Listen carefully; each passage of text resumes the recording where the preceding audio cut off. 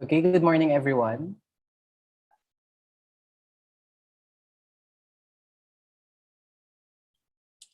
Let's start our class with this example. You are given two groups, Group A and Group B. And could you please analyze? I'll be giving you 2 minutes to analyze. And afterwards, I'll be calling some of you to give their analysis regarding these two groups of equation. So we have Group A and Group B. Okay?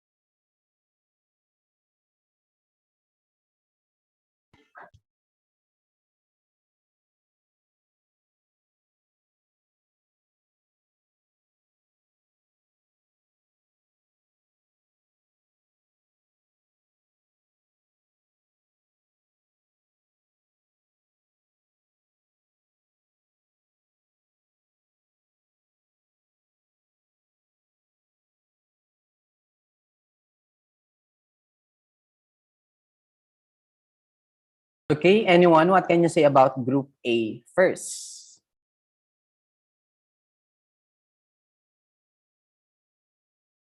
You may raise your hand if you'd like to answer. What can you say about the givens in Group A?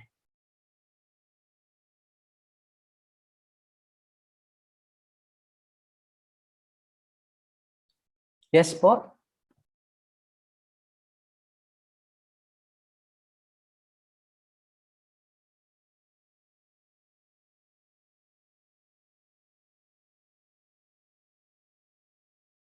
Ano pong masasabi nyo dun sa Group A versus dun sa Group B?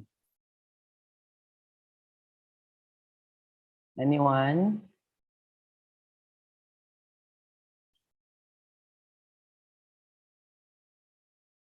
Yes po, any volunteer to answer? Ano pong napansin nyo sa Group A?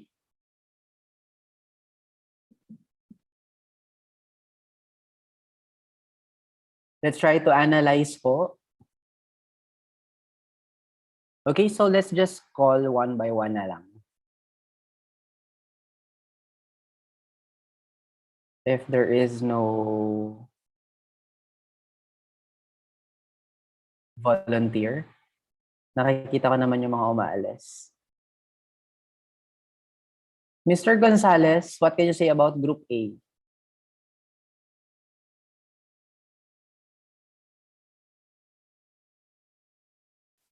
Yes, Mr. Gonzalez?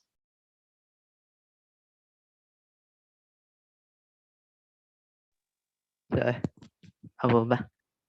Yes po.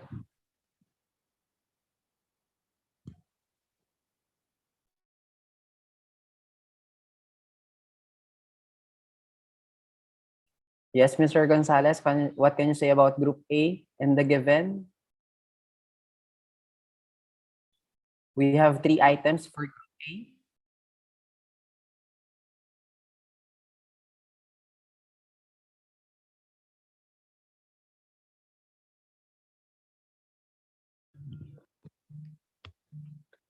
Hindi ko po alam, sir.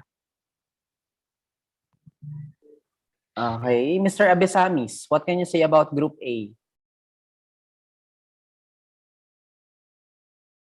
Sir, sa palagay ko po, yung mga equations po na nasa Group A, yung mas maikling version po ng mga equations po na nasa Group B po. Any other answer? Mr. Pascual, what can you say about items in Group A?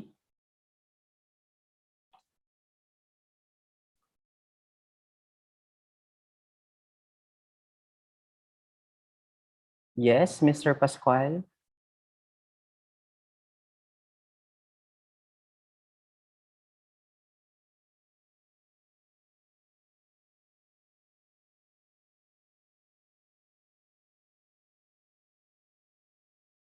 Miss Samantha, what can you say about the items in Group A? Miss Samantha Wayne?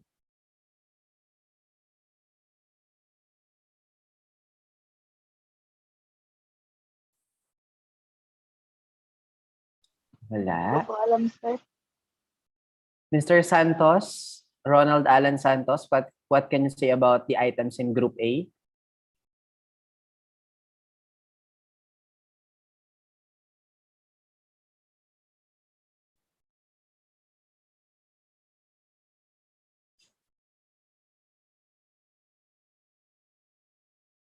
Wala pa rin.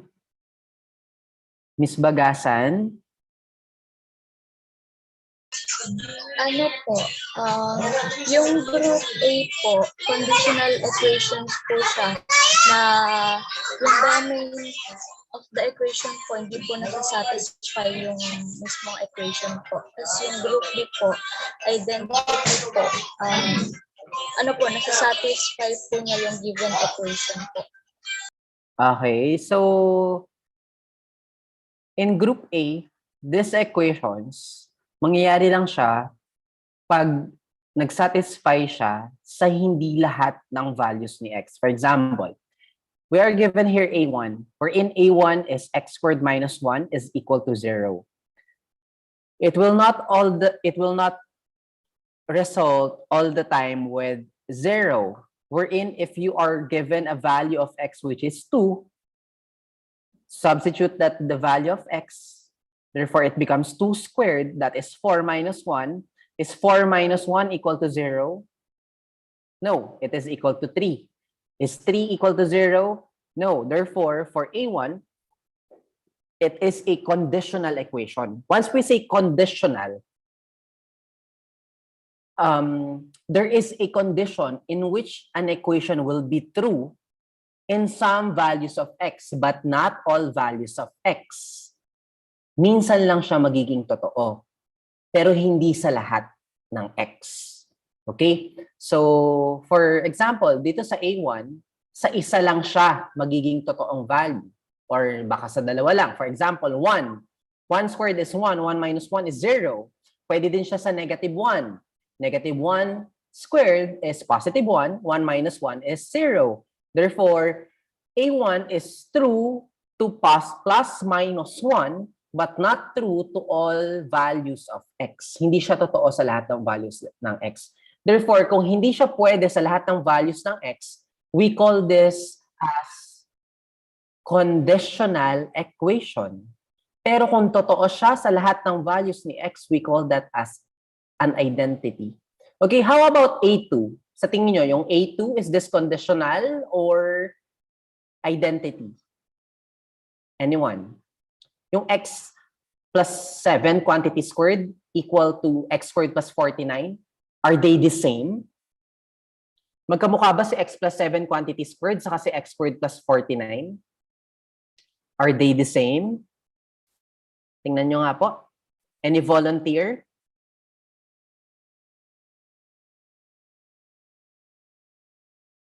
Same lang po ba si x plus 7 quantity squared is equal to x squared plus 49?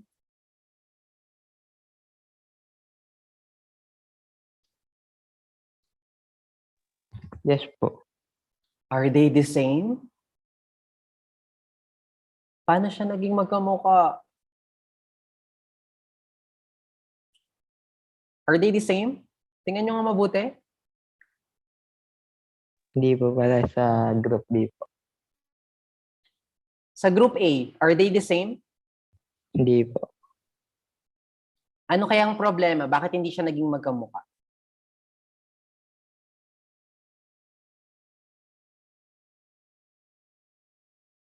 Sa tingin nyo guys, okay.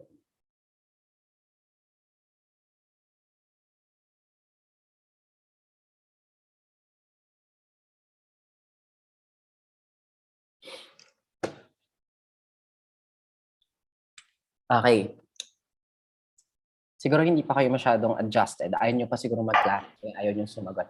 Okay. So dito sa group A, it's either kulang siya, it's either mali, it's either hindi siya na-expand properly, therefore, hindi magkamukha si left at si right side. At tatandaan mo, kapag hindi magkamukha si left side at si right side, we call that conditional.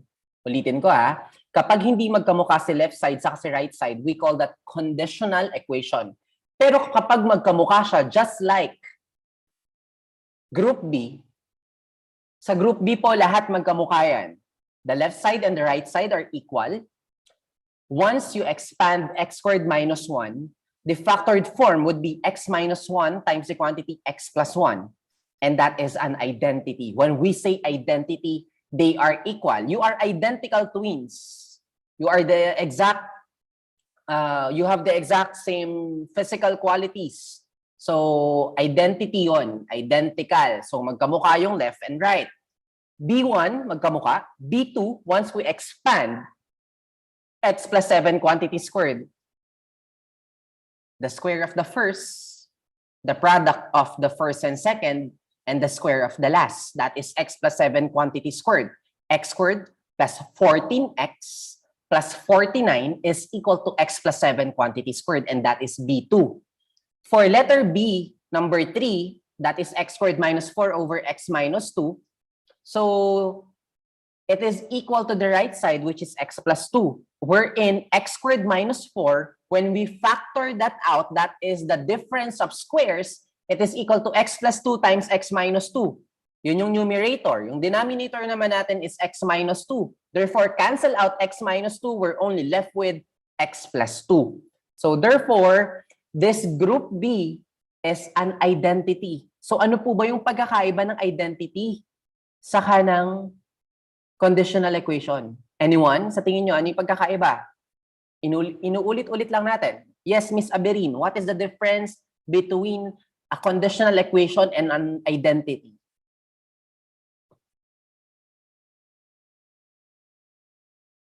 Yes, Miss Aberin, what is the difference between conditional and identity?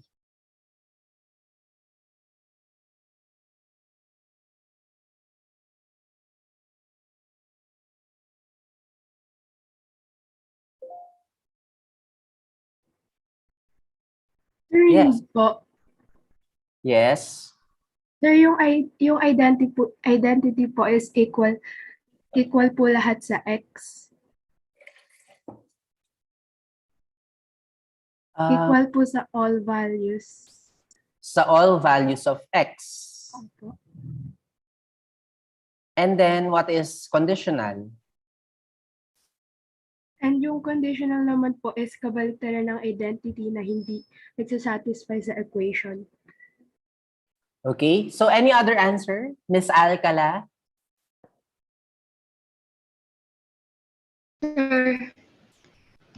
Sir, yung identity po is yung equation po true for every value of the variable. Yung conditional equation naman po false for at least one value. Okay. So when we say identity, if it holds for all replacements of the variables for which both sides are defined. If yung side na to is defined by x, kailangan equal din yung x na yun sa right side. If yung ginamit mong value, replacement value or replacement variable is y, kailangan y din yung nasa kabila. It is not the same if ang ginamit mo sa kaliwa ay x, tas ang ginamit mo sa kanan ay r. So it will not anymore be an identity because they have the different variable. So in that case, we'll now be calling that as conditional. So Otherwise, it is called a conditional equation. That is, a conditional equation only holds for some and not all replacements of the variables x or any variable na meron ka. So madali lang naman i-identify. Lagi mong tatandaan na kung magkamukha yung left side at right side, it is an identity. Whether it is factored out, whether it is expanded, whether it is simplified, as long as they have the same value. Kunwari, naglagay ka ng values ni x. Lahat ng x na value na meron ay pag nag-satisfy siya, therefore, it is called an identity. Pero kung sa isa, sa dalawa, sa tatlo lang siya nag-satisfy at hindi siya nag-satisfy sa lahat, we'll now be calling this as conditional equation. Okay, so is this a conditional or an identity? Look at this. Example, x times the quantity x minus 1 is equal to x squared minus x. Is this identity or conditional? Identity, sir. Okay, very good, Miss De La Cruz. This is an identity. Why? Could you please explain further, Miss De La Cruz, why Sir, you want this to be an identity? Sir, pag po in-expand yung x, tapos po times x minus 1, equal po siya dun sa right side. Okay, thank you. Or pag naglagay kayo halimbawa dito ng 10. Okay, sabihin natin 10 minus 1, 9. 9 times 10, 90. Tingnan mo dito. 10 squared. What is 10 squared, guys? 100 po. 100. 10 squared is? Kailan yung 10 squared? 100 po. 100 minus 10. 90 po. Is 90 equal to 90? Yes po. Therefore, it is an identity. Okay, very good, Miss De La Cruz. How about for this one? Is this identity or conditional equation?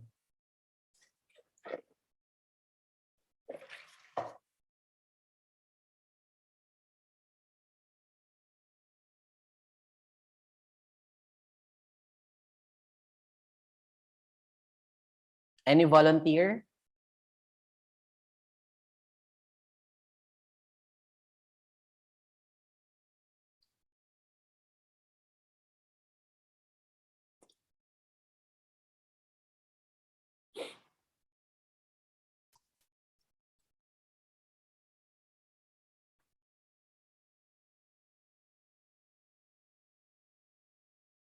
Okay, any volunteer po? Is this an identity or conditional equation?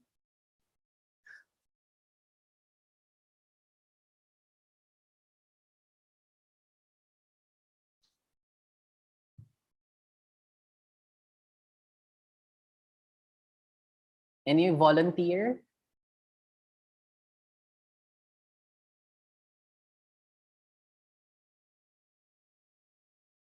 Any volunteer po for this one? Identity or conditional?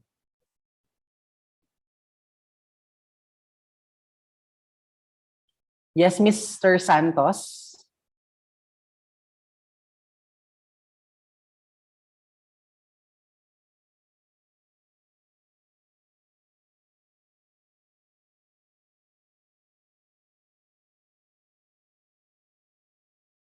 Is this identity or conditional?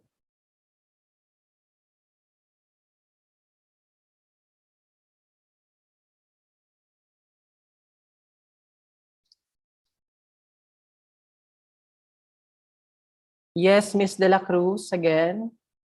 Sir, conditional po. How?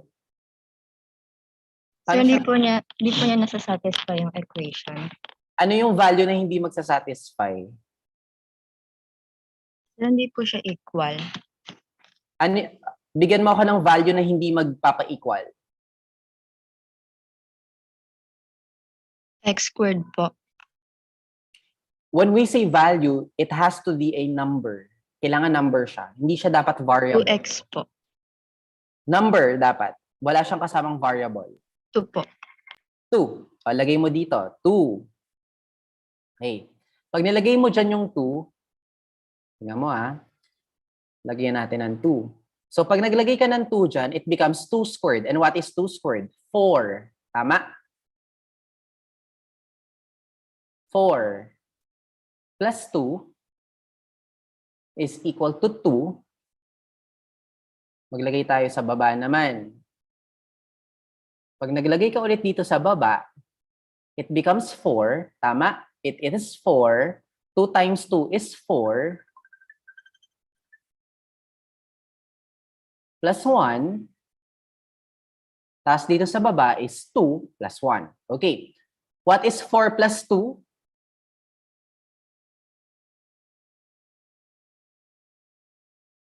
Okay natin dito. Yan. Okay, ayan. 4 plus 2 is 6. So, lagay natin dito. 6 dapat siya. It becomes 6. Becomes 6. Karoon ng point. It becomes 6. And then, sa baba naman, 4 plus 4 plus 1. Lagay natin yung... This is 9. Okay?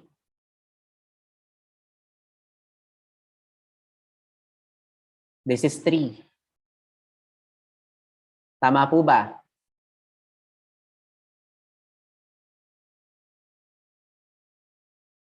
Okay.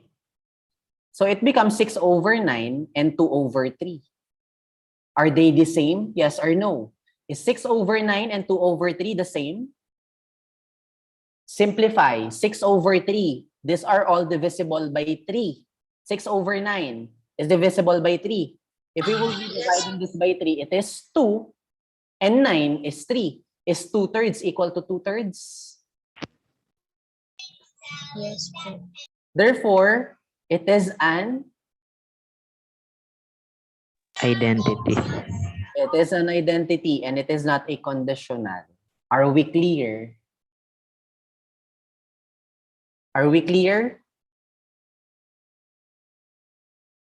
Maliwanag po ba na this is an identity and not conditional? Opo. Okay. So how about the next example? Is this identity or conditional?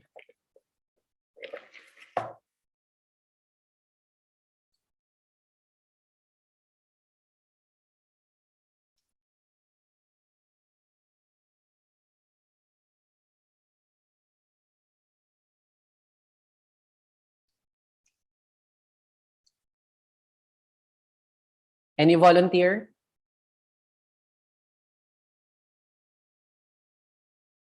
Conditional po. Conditional. Why? Hindi po sila equal. Hindi po lagi mag-equal sa 0. Hindi lagi mag-equal to 0. Pero ano yung number na mag-equal to 0 kapag nilagay mo dyan? 1. 1. Yun lang? 1 lang? 1 lang?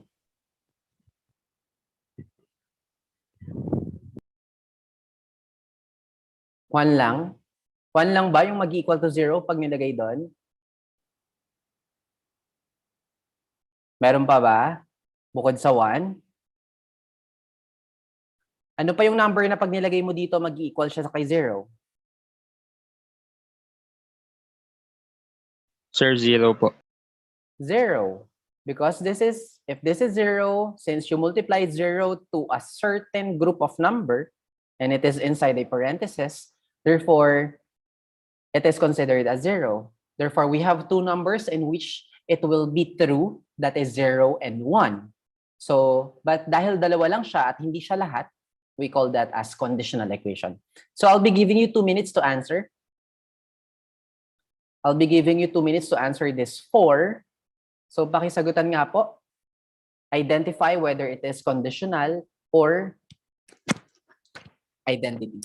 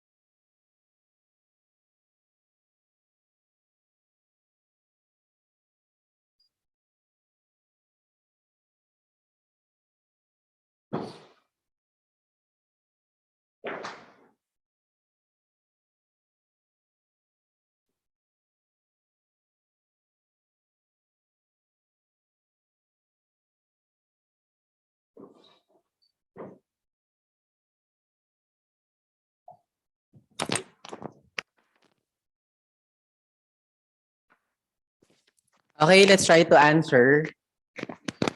Na mali ba? Ay, lumipat pala. I'm sorry. Lumipat ba? Ayan.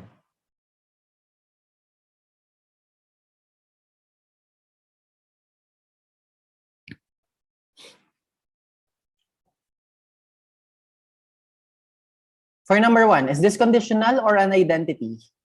Conditional equation or identity, guys? Conditional po. Why? Hindi po sila equal. They're not equal because not all the time the answer will be 2. Okay? How about for the second one? Any volunteer? Yes, Miss Bagasan? Identity po. Pinag-plus lang po sila tapos nag-combine. Ay, conditional po pala. Bakit Ano po? conditional? Yung 1 plus 1 po kasi dapat po 2 po yun. Oh. It should have been LCD first. Kailangan LCD muna. 3n. n divided by 3 is n. Therefore, dapat ang sagot dyan is n plus 3 over 3n. Hindi mo i-add yung 1 plus 1. Gagawin mo LCD. 3n divided by 3 is n times 1, n. 3n divided by n is 3. n plus 3 over 3n. That is the correct answer. So therefore, for number 2, it is conditional. Though tama siya na conditional, pero mali yung magiging final answer. Okay? How about for number 3? Identity po. Number 3, it is an identity since this is the factored form. This is the expanded form and this is the factored form. And for number 4, conditional or identity?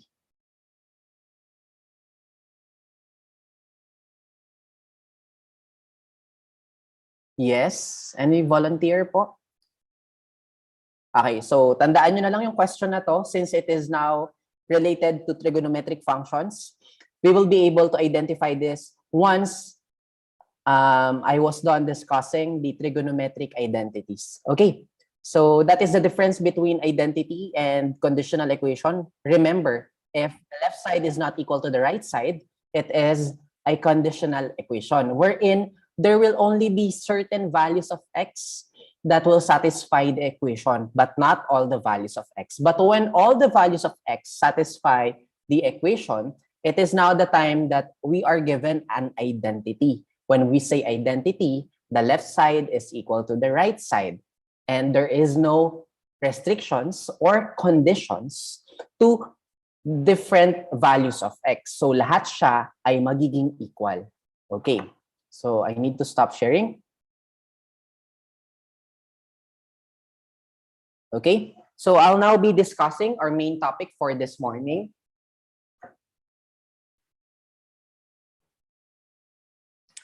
So our main topic for this morning is about trigonometry. Nakikita ba? Masyado. I'll just pin this.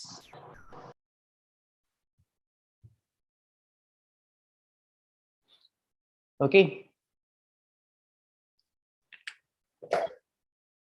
Saan yung pentel pen na ginamit ko kanina? Ayun.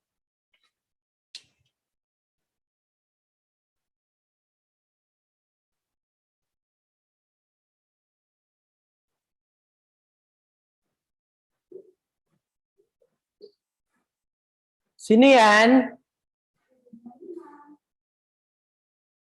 Ano po yun? Yes po.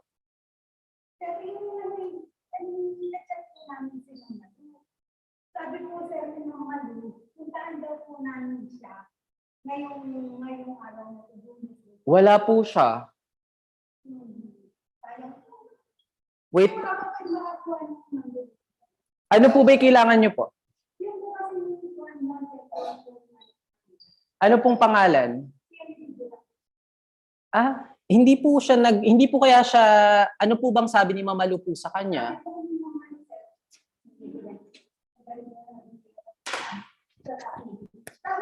Guys, saglit lang kausapin ko lang yung parent. Wait lang.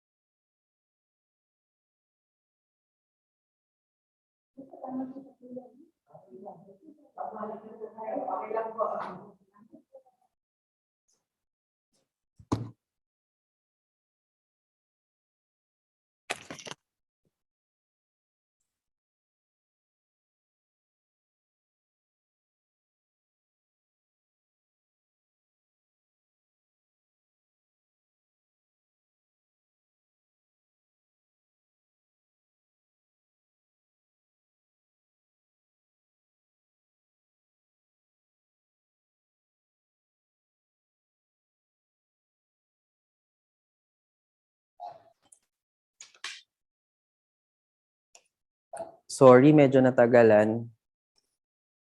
May kumukuha kasi ng card kay Mama Lu. Okay, so let's now discuss our main topic for today, which is about trigonometric identities. So trigonometric identities can be derived using a unit circle. Okay. Ano nga ba properties ng unit circle na alam niyo po? Sige nga po. Ano po yung properties ng unit circle na alam niyo? This is one side, this is the other side, and this is the hypotenuse. What can you say about the hypotenuse of a unit circle? What can you say about the hypotenuse of a unit circle? Parang medyo malabo at. Anyone? What can you say about the hypotenuse of a unit circle? Remember that a unit circle will always contain a radius which is equal to what? A radius that is always equal to, saan po dapat palaging equal yung radius ng unit circle natin?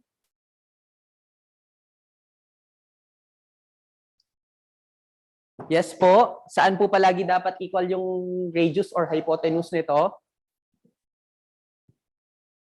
Nakalimutan na? Saan po? Unit circle will always contain a radius that is equal to anyone. Saan po equal? Guys, saan po siya equal dapat?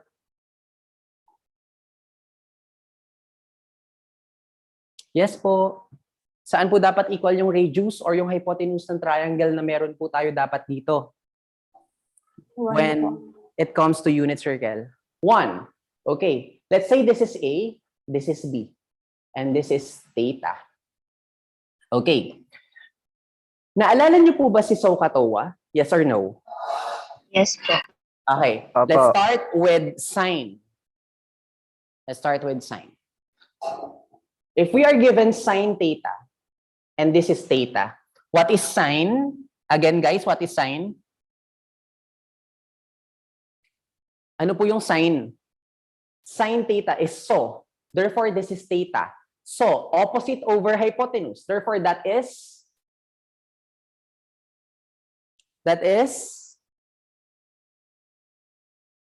give me a value po ng sine theta. So, this is theta. What is sine theta now? Anyone? Kala ko naalala pa si SOHCAHTOA. If this is theta, what is sine theta?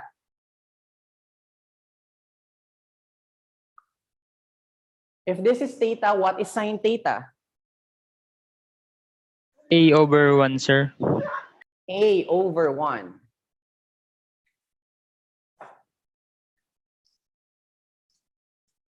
Thank you, ma'am.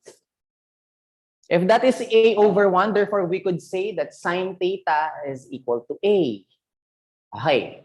So we also have cosine theta. What is the equivalent value of cosine theta? Cosine theta is ka, adjacent over hypotenuse. What is the adjacent side? B, sir.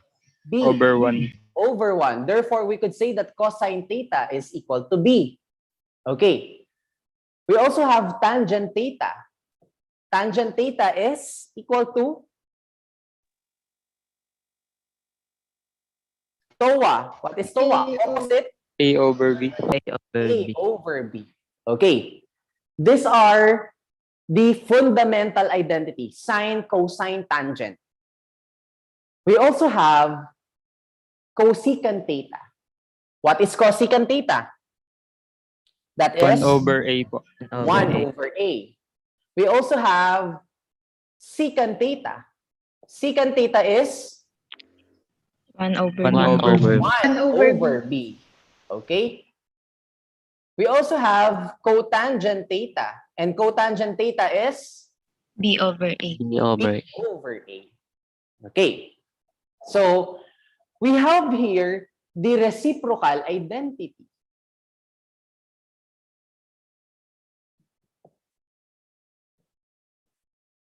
When we say reciprocal identity, we could say that sine theta is equal to 1 over cosecant theta. How about cosine theta? Saan equal si cosine theta? 1 over 1 secant over theta po. secant Secant theta. theta. How about tangent theta? That is 1 over cotangent theta. 1 over cotangent theta. How about cosecant theta? Saan equal si cosecant theta? 1 over sin theta po. 1 over sine theta. Okay? You also have secant theta. Saan equal si secant theta? That is 1 over Cosine. Cosecant. cosine theta. How about cotangent theta? That is equal to 1 over 1 tangent. over 1 tangent. over tangent theta. We also have what we call quotient identity. When we say quotient identity, these are identities which are in a fractional form. Okay, so when we say quotient identity, look at this tangent theta. It is A over B. Tangent theta is equal to A over B. But saan ba equal si A? At saan ba equal si B? What is the value of A and what is the value of B? Therefore, tangent theta is equal to A over B. But what is A and what is B?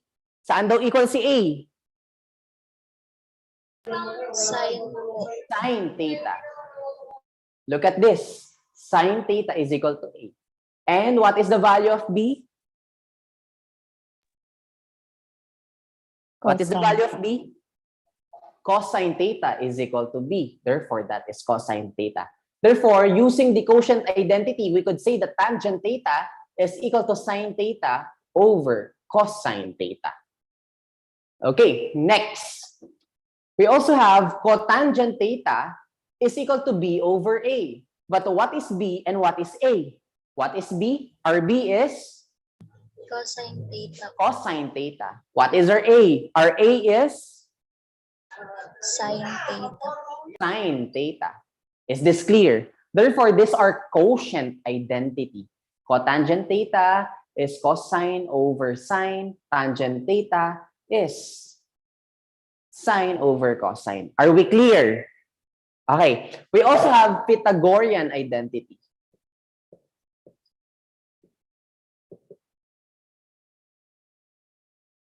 Look at the triangle.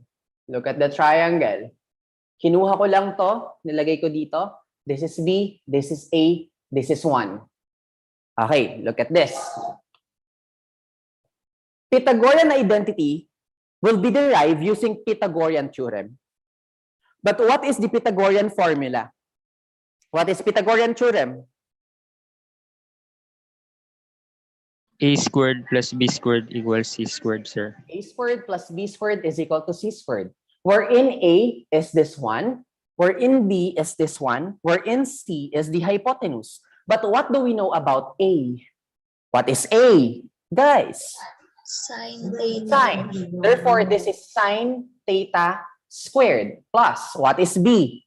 B is Cosine. cosine theta quantity squared. What is C? That is 1 squared.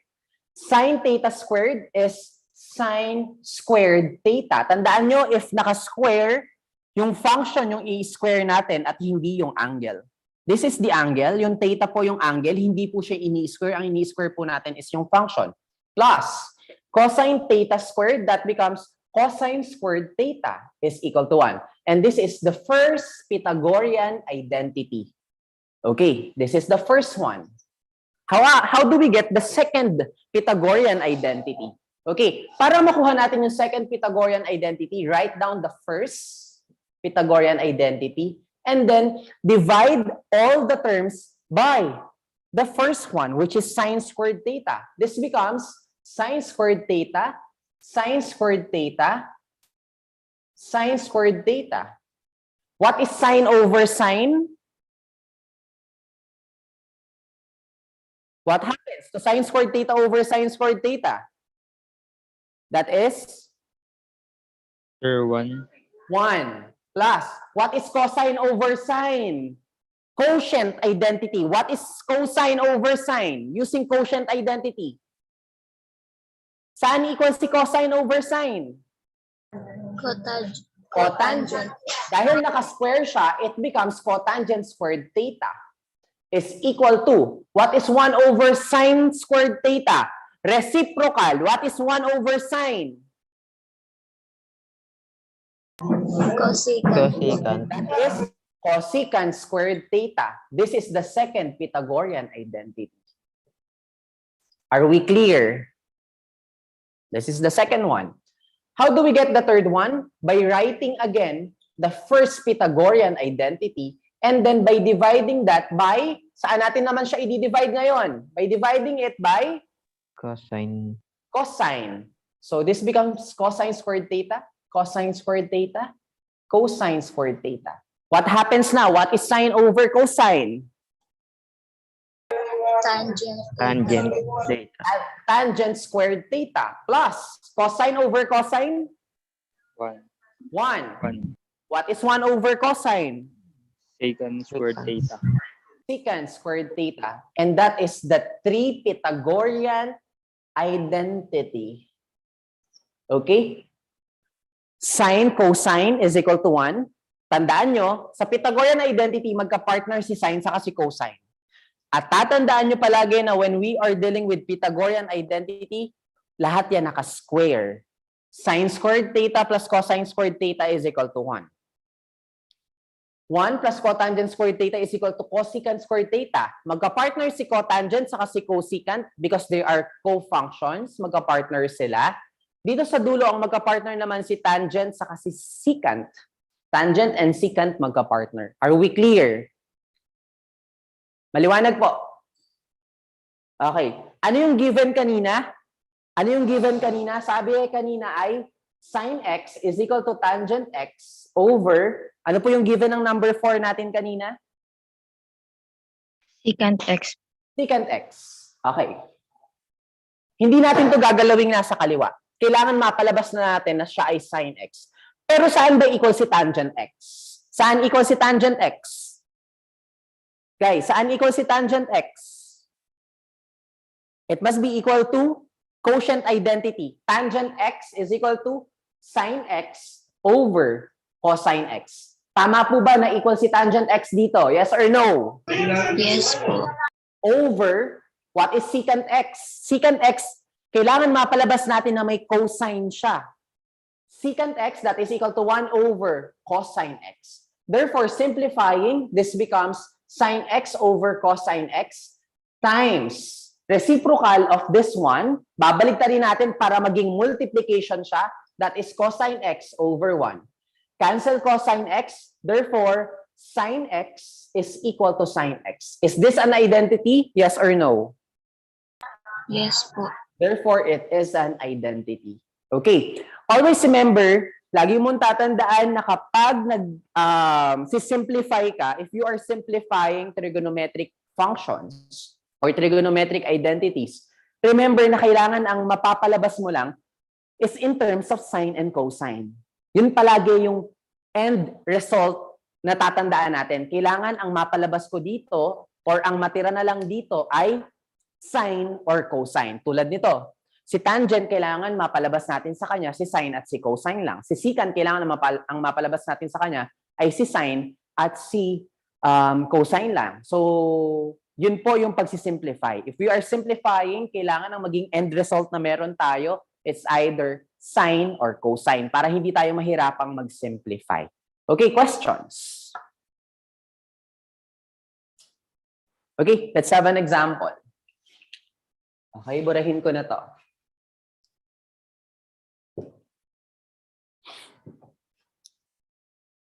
If secant theta, if sin theta is equal to negative 3 over 4. And cosine theta is greater than 0. Find cosine theta.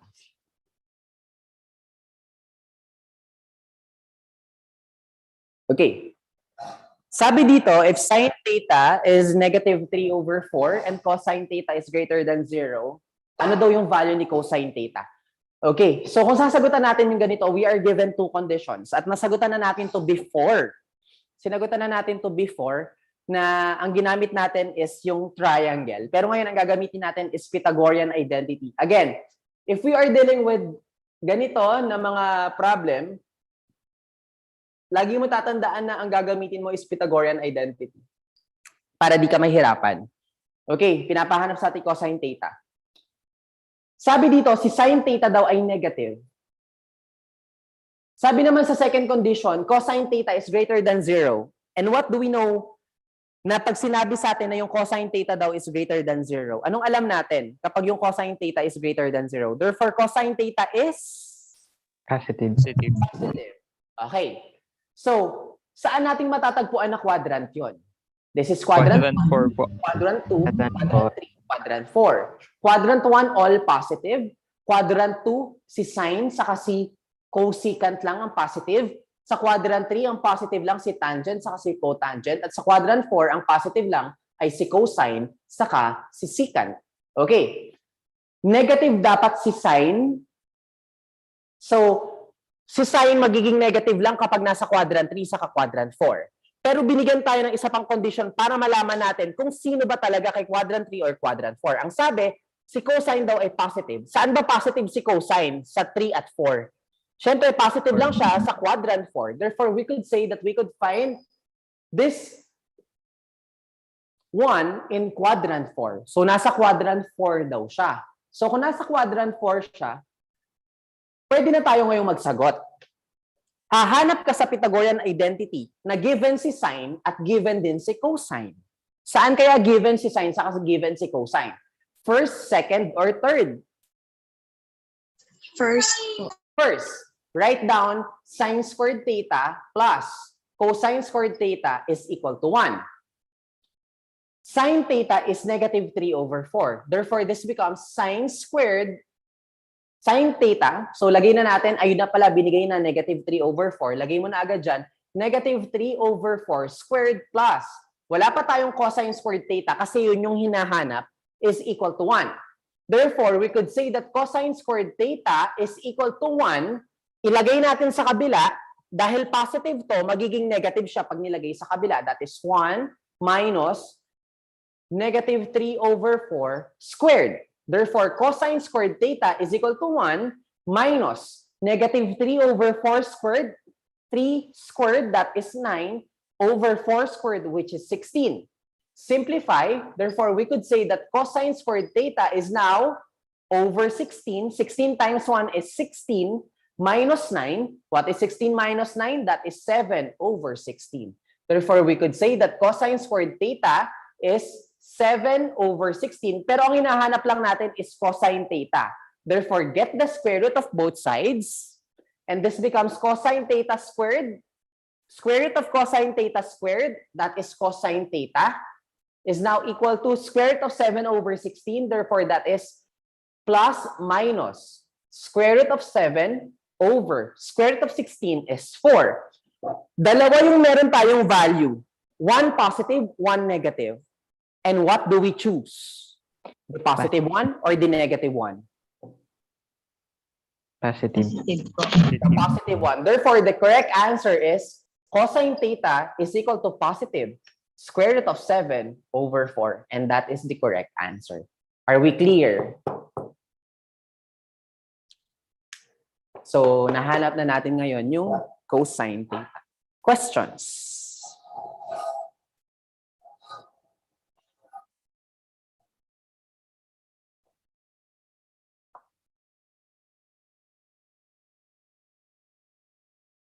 Okay. Question po? Clarification?